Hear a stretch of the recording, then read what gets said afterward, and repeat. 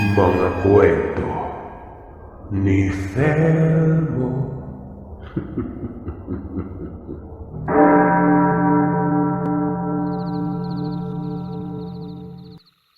Mapagpalang araw po sa inyo, Sir Seth, at sa lahat ng tagapakinig ng channel nyo. Isa ako sa mga tumatangkilik sa inyong mga istorya. Nakita ko yung channel nyo dahil sa mama ko na laging nanonood ng animation story nyo. Kahit po dito sa main channel nyo. Nasa isipan ko pong ipadala ang aming karanasan noon ni Mama. Kami po ay talagang naniniwala na hindi lang tayong mga tao ang naninirahan sa mundong ito. Nasa tao na nga po talaga kung sila po ay maniwala o hindi. Lalo na't sa panahon ngayon ay makabago na. Bago ko simulan ang aking kwento, tawagin niyo na lamang ako sa pangalang Thelma. Ang kwento kong ito ay nangyari mahigit 10 taon na ang nakakaraan sa lalawigan ng Aklan. Sa mga panahong ito, hindi ko mapagkakaila na mahirap talaga ang buhay namin. Magsasaka ang aking mga magulang. May mga sarili kaming taniman ng gulay at siyang linalako namin gamit ang motor. Inililibot sa bayan-bayan. Hindi naglaon ay maraming gumaya sa negosyo ng aking mga magulang kung kaya't unti-unting nawala ang mga suki na laging bumibili sa paninda ni na Mama. Ang mga tanim po nila Mama ay mga gulay. Maganda kasi ang lupa na aming pinagtataniman pero hindi naman madali dahil maaabot ng baha ang lupain namin dahil malapit din sa ilog ang lupain na pinagtataniman namin noon. Ang bahay namin nagawa sa kubo. Nakatirik sa gitna ng gubat. Pinapalibutan ng mga halamang damo at malalaking puno. At gaya ng sabi ko ay malapit ito sa ilog. Walang gabi na hindi kami nakakaranas ng kababalagan. Lalo na kapag kami lang dalawa ang naiiwan sa bahay ni Mama. Naiiwan kasi kami sa bahay dahil ang papa ko ay namimingwit ng mga pwede naming ulamin. Tulad po ng mga pantat at bagtis. Wala pa din kaming kuryente noon. Ilaw ng lampara ang aming inaasahan tuwing sasapit ang gabi. Isang partikular na gabi noon, nagluluto si Mama ng aming hapunan. Wala si Papa. Kami lamang po ni Mama yung naiwan sa bahay namin at yung tita kong nagbabantay sa akin pag wala si Mama. Natawagin na lamang natin sa pangalang Tia Litlit. Habang nagluluto si Mama sa kusina, ay meron siyang naririnig na kaluskusan nun. Hindi kasi dikit-dikit yung parte ng aming bahay. Masyadong bukas ang aming kusina kung kaya't hindi talaga imposible na hindi kami mapasok ng kahit sino mang naroroon. Nung una ay hindi ito pinansin ni Mama dahil mga asong gala lamang yun ng mga malayo naming kapitbahay. Napansin ni Mama na habang tumatagal ay bukod sa kaluskos, lumalakas din yung hangin. Humahagibis na mararamdaman mo talaga sa mga puno na mga saging sa paligid ng aming kubo noon. Maya-maya ay may narinig si Mama ng huni ng isang nilalang na sa kanya ay hindi talaga bago. Nasanay na si Mama. Binaliwala niya na lamang ito at ipinagpatuloy ang kanyang pagluluto ng aming hapunan. Habang tumatagal, naririnig ni Mama na ang huni ng nilalang na ito. Palayo ng palayo. Sa mga listeners dyan at mahilig sa aswang, alam niyo naman, di ba, na ang sabi-sabi na paghuni nila ay mahina na parang malayo. Ibig sabihin ay malapit sila. Kapag malakas naman at parang malapit, ibig sabihin malayo. Ang huni ng wakwak ay hindi na nakakatuwa sa sitwasyon na nararamdaman ni Mama. Dahil kung ito'y pakinggan ng mabuti, ayon kay Mama nun, parang malapit na. Nakadikit na mismo sa aming kusina. Dahil sa bukas na bukas ang aming kusina at madilim, hindi mapagkaila na pinanindigan ng balahibo si Mama. Unti-unti pang humina ang paghuni ng wakwak na yon. Kumaluskos ang palibot sa aming kusina. Dahil sa natakot na rin si Mama, tinawag na niya si Tia Lilit nun. Pero walang nakakarinig sa mga pagtawag ni Mama. Inulit pa ito ni Mama na may kalakasan at may halong galit dahil nakapagtataka na hindi naman siya malayo sa bahay. Hiwalay lang yung bahay sa may kusina pero bakit hindi siya naririnig? Sa puntong yon, mas lalong nakaramdam ng kaba si Mama. Maya-maya pa ay nakarinig si Mama ng kalabog sa taas ng bubungan namin. Gawa lamang sa pawid yon. Hindi na nagdalawang isip pa si Mama na tumakbo habang tinatawag ang pangalan ni Tia Litlit. Nagulat naman si Tia dahil sa reaksyon ni Mama na takot nun. Agad namang sinabi ni Mama kay Tia ang nangyari at tinanong kung hindi ba talaga siya naririnig ni Tia. Pero laking gulat ni Mama nung sumagot si Tia na wala siyang naririnig kundi ang tahimik na kapaligiran lang. Pinaulit pa ni Mama na tawag siya ng tawag pero bakit walang nakakarinig sa kanya? Pinakiramdaman ni Mama at Tia ang paligid pero wala na silang narinig na huni ng nilalang na siyang narinig ni Mama sa kusina. Ngayon ko lang po napagtanto sa kakapakinig ng inyong mga kwento na ang nangyari kay Mama ay ginawa ng pansabulag si Mama para hindi ito marinig ng kahit sinong malapit sa kanya. Ang makakarinig lamang sa kanya ay yung mga nasa malayo. Pero hindi lamang ito ang hinding-hindi ko makakalimutan na pangyayari sa amin. Sabi nga po nila, paboritong-paborito ng mga aswang ang mga bata. Isang araw ay nagdesisyon si Papa na kunin ang aming alagang baka doon sa sibon na parang field na kailangan talaga ng baka para maubos sa mga matataas na ligaw na halaman. Medyo malayo yon sa bahay namin dahil marami pong damo doon kumpara sa aming bakuran. Mag-alas 4 na nung umalis si Papa. At gayon at may aasikasuhin pa siyang tanim doon para mas mamunga ng maayos sa mga tanim nilang gulay. Kahit na nag-aagaw na yung liwanag at dilim, wala pa rin si Papa sa bahay noon. Hindi naman nag-alala si Mama dahil nga baka natagalan ito dahil naglilinis pa ito o naglalagay ng bagong kakapitan ng mga tanim nilang sitaw. Hanggang sa dumilim na, wala pa rin si Papa noon. Nagsimula na rin magluto si Mama ng makakain namin sa hapunan at nagantay na lamang kami kay Papa para kumain pero wala pa rin siya. Konting pag-aantay pa, dumating na ito dala-dala ang aming baka.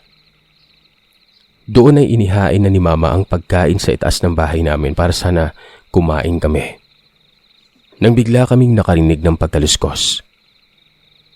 Natahimik si na Mama kasi parang may tao sa paligid na naglalakad.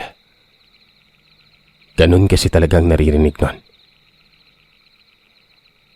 Hanggang sa merong tunog baboy kaming marinig na hindi mawari ni Mama na paano nagkaroon ng baboy doon.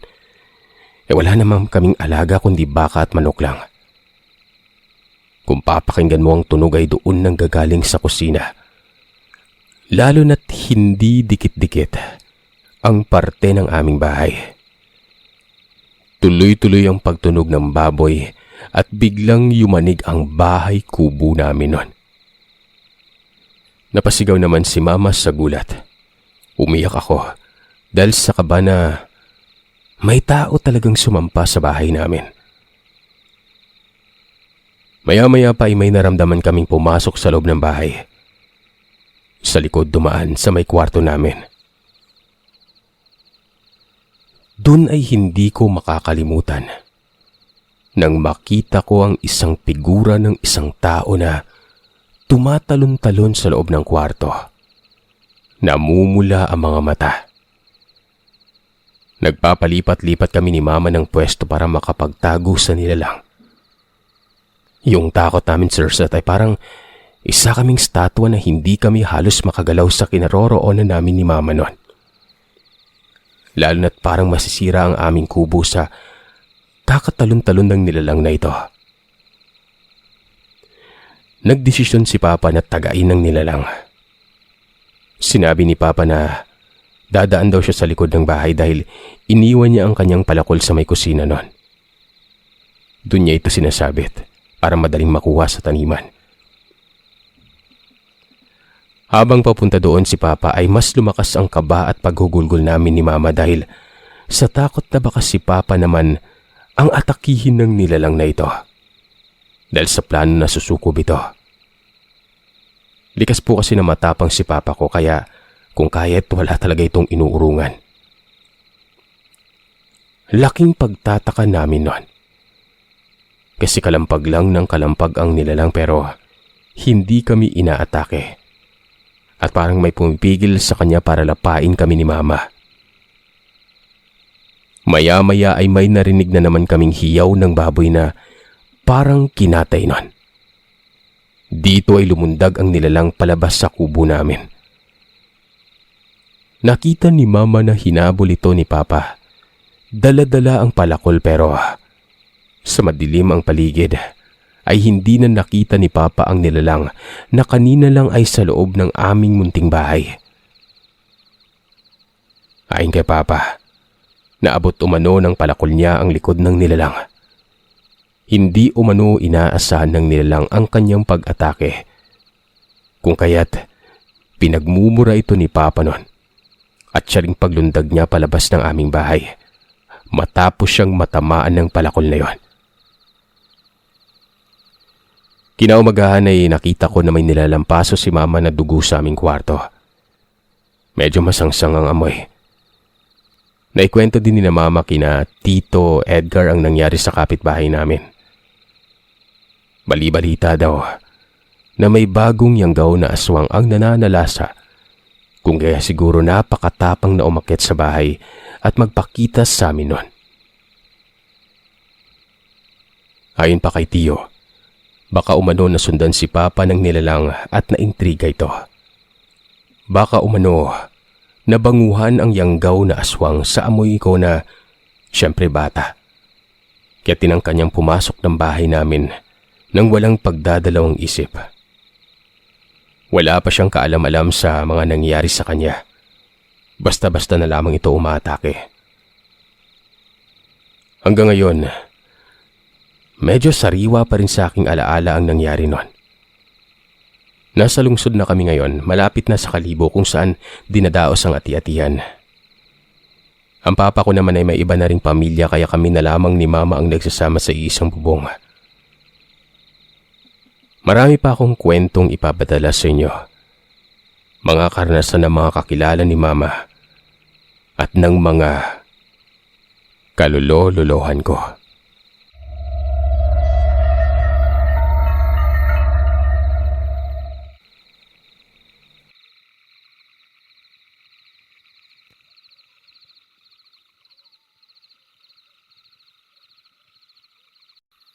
Hello, Sir Seth. Ako po ulit ito. Si Michelle ng Sibulan, Negros Oriental. Ako yung nagpadala ng story na pinamagatan yung gapang. Bali, mapapakinggan po yun sa channel na Sir Seth. It's been a month since I sent you my story. Pagkatapos ng enkwentro ko sa mga nilalang sa second floor ng high school building namin, ay sa likurang bahagi ng school naman nangyari itong kwento ko ngayon. 6 kaming magbabarkada sa klase namin na may kayang makakita at makaramdam ng mga hindi normal sa paligid natin. Tinawag namin ang mga sarili namin na Vision 6.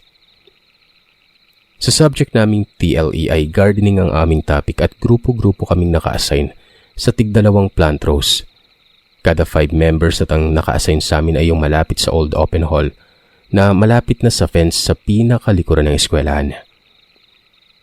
Nangyari ito mga bandang alauna. Kanya-kanya kaming linis sa plant rows at inihanda ang lupa para lagyan ng mongo seeds. Yung iba sa amin ay kumuha ng tubig para basain yung lupa. Pagkatapos na parang bumuhaghag ang lupa noon. Sa second plant row ako at dalawa ko pang mga kaklase na sina Archie at Ralyn na nagsimulang magtrabaho para mabilis kaming matapos. Habang ginagawa namin ang gawain ay pakanta-kanta pa kami. Bigla akong napalingon sa may banyo ng open hall. Dun sa may mga medyo maraming mga tanim banda. May nakita kasi akong lalaki na nakatayo sa likod nito. Dirty white yung kasuotan niya mula polo at pantalon. Tsaka may parang brown naman siya din ito sa may leeg at giliran niya. Natanong ko pa kay Archie kung nakita niya ba yung tao. Tinuro ko ang direksyon nito gamit ang bibig ko. Sabi niya wala naman umano. Kaya naman hinayaan ko na lamang at nagpatuloy ako sa gawain. Makalipas ang ilang minuto ay tiningnan ko ulit yung parting may mga tanim nun. Pero wala na yung lalaki doon. Iba yung nararamdaman ko sa tagpong yon. Parang merong hindi maganda. Habang patuloy akong nangunguha ng mga maliliit na bato, damo, at yung mga uod na mapuputi sa plant row namin ay merong sumitsit sa akin. Akala ko ay kaklase ko yun kaya tumayo ako at tiningnan ko yung direksyon kung saan nanggaling yung sitsit na yon. Doon ito sa may lumang lagay ng baboy na hindi na ginagamit ng paaralan namin pero may gumagana pang mga gripo. Kaya akala ko ay isa sa mga kasamahan ko nag-iigib ng tubig doon. Kaso visible lang naman yung bandang may gripo. May sumitsit na naman pero walang tao doon. Tinawag ko si Ralyn at tinanong ko kung saan nanguha ng tubig yung iba. At sabi niya ay magkakasama lahat sa pagkuha ng tubig doon sa may mini fish pond na malapit lamang sa kung saan kami naroroon. Ito namang chikadora pero mapagmasid na si Ralyn ay nagpahabol-habol pa na sabi na ayaw umano ng mga kaklase naming manguha ng tubig doon sa may lumang pig pen kasi daw nakakatakot at iba ang ihip ng hangin nun. Doon ako napaisip kung sino yung sumitsit sa akin. Wala kasi akong nararamdaman na negatibo noong mga panahon na yon. Malapit na kaming matapos sa gawain at nagsimula ng magligpit ng gamit nung makita ko sa gilid ng paningin ko. Bata. Siguro nasa 7 taong gulang. At isang babae na sa tingin ko ay nanay niya. Nung nakita kong tumakbo sila, saka pa ako lumingon pero medyo marumi silang tingnan at parang may pinagtataguan. Doon sila pumasok sa banyo ng open hall. Sinubukan ko silang tingnan pero wala namang tao doon at nakikita lang talaga ang paa ng taong pumapasok. Natapos ang klase namin at bumalik na kami sa classroom. Nagsama kaming 6 magbabarkada at napag-usapan yung ginawa namin sa garden. Biglang sabay-sabay na sumama ang pakiramdam namin. Sobrang lamig ng paligid nun. Maluha-luha ang mga mata. Parang sobrang pagod na hindi mapaliwanag at may halo pa kaming hilo nun. Sinabihan namin si Sir Reggie bago siya lumabas pero 3 lang daw muna kaming papayagan na pumunta sa klinik. Tapos ang naiwang 3 ay doon na sa next na guro magpapaalam. Pagdating namin sa klinik ay kinunan kami ng body temperature, isa-isa. Nasa 39.8, 39.8 at 39.9 ang mga body temperature namin noon. Napatanong tuloy sa amin yung nurse kung saan kami galing at anong ginawa. Kaya sumagot ako na galing kami sa garden sa likod. Pinainom kami ng gamot at sinabihan na magpahinga muna ng 1 oras. Tatawagan na lamang umano ng nurse yung high school department para i-inform ang mga advisor namin. Hindi nagtagal ay sumunod din yung 3 na hindi rin bumaba sa 39.8 ang mga body temperature at sinabihan na magpahinga rin. Napaisip na naman ako noon at baka may kinalaman ito. May kinalaman dito yung nakita ko sa parang may gustong lumapit at humingi ng tulong sa amin sa kung anong rason nun. Sabi ni Angel, ano ba tong nangyayari sa atin? Sabay-sabay talaga. Parang may mali. Nagtanong pa kung meron bang napapansing mali sa garden nun. Ayon pa kay Relin, merong negative vibe umano siyang nararamdaman. Sumagot naman ako na may narinig ako at may nakita kong lalaki, babae at isang bata. Ibig sabihin ay meron talagang mali doon sa likod. Madagdag ko lamang, Sir Sat, na yung clinic bed sa mga babae at lalaki ay magkahiwalay. Kaya hindi namin alam ang pinag-uusapan ng mga lalaki nun. Natapos ang araw at uwian na. Kaming magbabarkada ay pumunta muna sa Kubo o study area malapit sa School Creek namin para tumambay. Dahil nga sa mga ganap ng hapon na yon, nagutom kami. May punta sa may bakery sa second gate banda at yung iba ay pumunta sa third gate para bumili ng street food sa inumin para pagsaluhan namin. Ako at si AJ ang nagpaiwan sa Kubo para magbantay sa mga gamit namin pero etong si AJ ay umidlip muna kasi daw hindi pa siya masyadong okay at pinabayaan ko naman ito. Mga 5 minuto lang ang lumipas nang merong nagsalita. At parang sobrang lapit sa tenga ko, yung boses na yon. Sabi nito, "Nasaan sila?" Napatayo akong bigla dahil dito. At natural na nagulat nun. Hinanap ko yung nagsalita pero walang katao-tao. Lumipat ako ng upo sa may paanan ni AJ at nakita ko yung lalaking nakita ko din sa hardin kanina. Nagwika ulit ito ng, "Sabihin mo sa akin ngayon, nakita mo ba sila?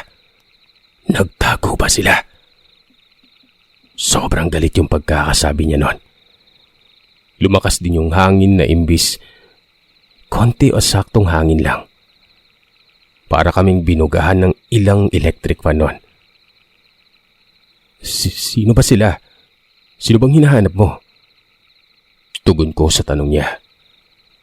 Alam kong malakas ang boses ko nun. Medyo pasigaw na kasi yung ginawa ko para hindi halatang takot ako pero sobrang tulog pa din yung kasama ko sa kubo. Napalangyang tulog naman yun, AJ. Gising. Yun yung naisip ko nun. Lumabas ako ng kubo ng mga panahong ito. "Hoy, anong ginagawa mo, Mitch?" Tanong ni Archie habang patakbong lumalapit sa amin. Dala ang street foods na nasa plastic bag at sauce naman sa kabilang kamay. Doon palang nagising si AJ at sabing, "Grabe namang panaginip yan.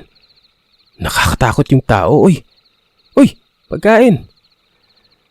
Napatingin talaga ako sa kanya pagkasabi niya nun. Nagsidatingan na yung iba at kumain na kami. Napatanong talaga ako kay AJ kung anong itsura ng tao sa panaginip niya. At yung iba naman ay nakikinig habang kumakain nun. Tiningnan ko yung banda kung saan nakatayo yung lalaki. Wala na siya doon.